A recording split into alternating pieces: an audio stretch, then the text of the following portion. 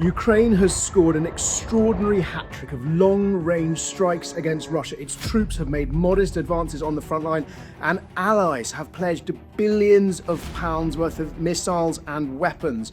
But Russian forces have hit back with massive bombardments, plunging thousands of people into icy darkness.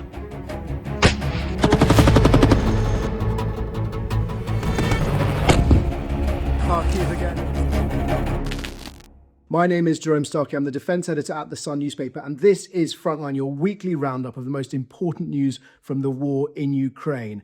Despite almost 4 years of conflict, this has been an extraordinary week, proving that yet again, this war still has the ability to surprise.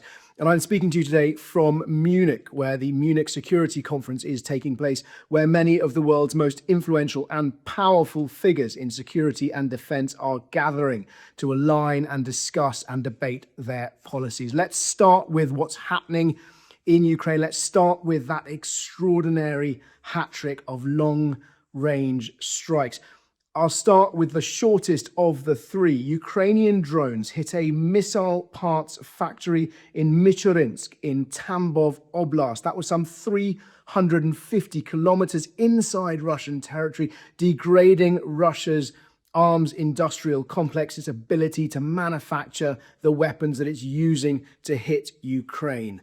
The second strike, even more impressive. Almost 500 kilometers inside Russian territory, Ukraine's general staff said they sent a volley of FP5 Flamingo cruise missiles. Those are the homemade cruise missiles to hit a missile ammunition dump, one of the largest ammunition storage sites in Russia, in Kotluban in Volgograd Oblast. That was a site run by Russia's main Missile and Artillery Directorate that Ukraine says was used to both store and upgrade and modernize its missiles. So two coordinated strikes against Russia's missile depository, against its ability to prosecute these long-range strikes.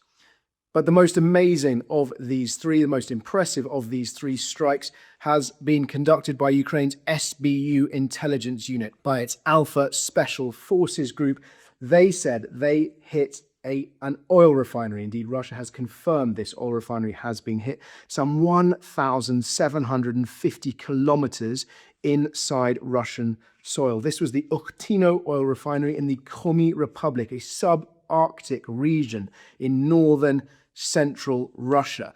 That site, Ukraine says, refining about 4.2 million tons of oil a year. And this fits into that pattern we've seen of Ukraine trying to degrade not just Russia's arms industry, but also its oil producing and refining capacity, because that oil is used for two reasons. It sustains Russia's economy, and of course, it fuels the forces who are fighting on the front line. That wasn't the only strike on oil refineries this week. We also saw one in Volgograd. So there had been a sort of lull. It felt like there had been a lull in these strikes, but Ukraine appears to be picking them up. Now, the timing of this is significant because we've seen a Ukraine Defense Contact Group meeting taking place in Brussels. That is where Ukraine's allies, principal allies, gather to discuss how they can support Ukraine and what they're going to give Ukraine. And Ukraine's defense minister saying that after that meeting, some 38 billion euros worth of aid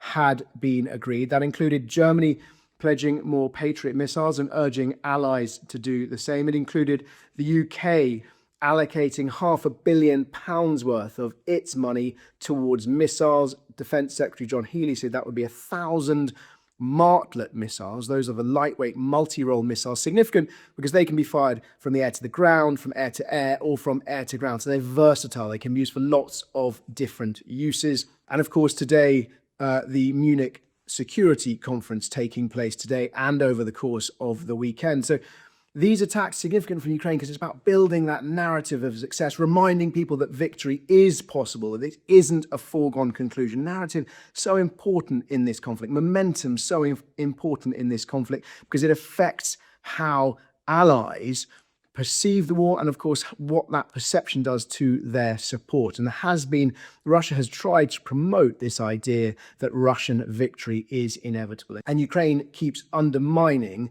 that Russian propaganda. In more positive news for Ukraine, we've seen them unveil their new Sunray laser. Now, that was first revealed in an article in the Atlantic magazine. This, a laser weapon that fits in the boot of a car that can shoot down drones. We talk a lot about potential game-changing weapons. I'm sort of wary of using that term because there has been no single silver bullet that has transformed this conflict decisively in one side's favor.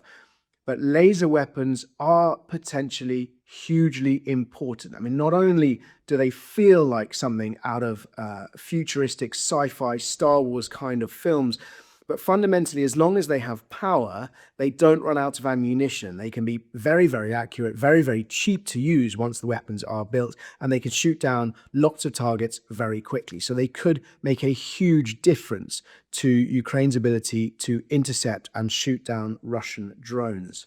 If this Sunray is as effective as it has been claimed, it would mark a sort of significant advance by Ukraine's arms industry over even the USA and indeed the United Kingdom. The US Navy developing a Helios missile, the United Kingdom developing a Dragonfire missile. Now, these are on a different scale, but if Ukraine is managing to field this, then they would be the first army to do so, and certainly the first armed forces to do so in conflict. We've also heard positive news from a UK missile company, Hypersonica, claiming that it's raised some 23 billion euros towards developing its Nightfall or hypersonic missile for Ukraine. But that is, I think, still early stages and perhaps too early to get too excited by that. There's been lots of good news for Ukraine. I said that they've made modest advances in the Zaporizhzhia and Dnipro oblasts. There were suggestions at the beginning of the week that this was part of a major counteroffensive. I think those suggestions have been rolled back slightly, but there was panic among many of the Russian war bloggers to see these Ukrainian advances. The Institute for the Study of War is analyzing. Their analysis suggests that Ukraine is taking advantage of Russia's loss of Starlink. You remember Starlink has turned off or stopped Russia's access to its Starlink satellite internet terminals, which has made communication for Russian forces on the front more difficult. Ukraine exploiting that obstruction of Russia's communications to advance, fill in the gaps in some instances in this sparsely populated or sparsely manned front line, sparsely manned by Ukraine, but they appear to be pushing back to sort of try and consolidate their frontline positions. Nonetheless, encouraging, positive news for Ukraine. But of course, as ever, it has not been one way.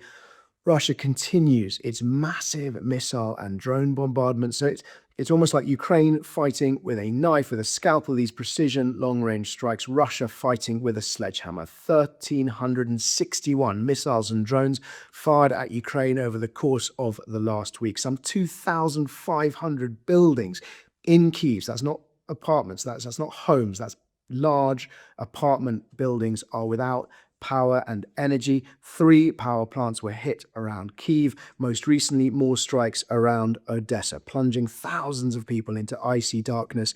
They are counting down the days until spring, until the weather starts to turn. Russian forces have also made advances around Chasiv Yar. That's the town just to the west of Bakhmut. So after it took them so many months and so many thousands and thousands of lives to take what was left of Bakhmut, they've made it into Chasiv Yar. But Chasiv Yar, an important town because it sits on a hill overlooking Bakhmut, and Ukraine had managed to hold on to it for a remarkably long period of time, but Russian forces now advancing there. This week, as ever, we continue to see extraordinary footage from the front line, footage that continues to surprise us. There was a clip of an F-16, an American-made F-16 fighter jet shooting down a Russian Shahed drone, and that shows the drone flying towards and over the camera. It explodes, and then a split second later, the F-16 roars into view and peels away out of the course of the drone that it has just destroyed. Also, and I have to caveat this one, I'm not sure if this is genuine because it was so bizarre. Footage purporting to show a Russian anti-drone vehicle. And this was effectively a sort of what looked like a tin box over a vehicle, and out of the sides and the top were these whirling fan-like wires designed to hit and destroy or intercept drones before they hit the vehicle. It's increasingly difficult in the era of AI and the era of propaganda to tell what is real and what isn't, but that was shared very widely as a Russian sort of prototype anti-drone vehicle. And disturbing footage from a Russian Sukhoi bomber showing upgraded Fab 500Ts being dropped onto Ukrainian targets. And those Fab bombs, they are guided dumb bombs. So they're dumb bombs. They were old weapons that Russia has upgraded with guidance systems, and that's given them access to a huge arsenal from their own stockpiles.